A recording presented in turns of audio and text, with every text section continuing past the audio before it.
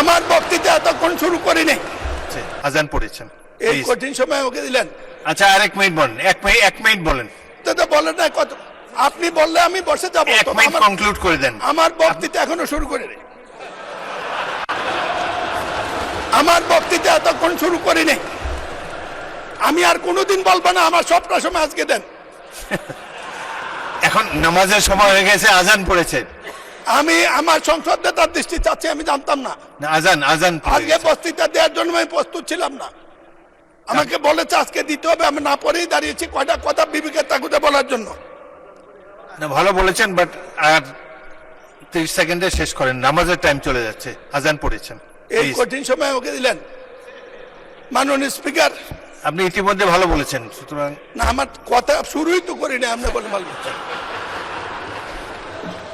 এই কঠিন সময় আমাকে দিলেন, যাক শেষ করুন, আরো সুযোগ পাবেন। সম্পর্কে কিছু বলার সুযোগ পেলাম।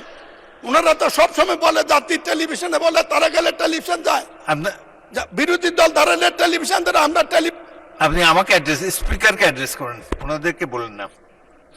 শেষ করেন প্লিজ।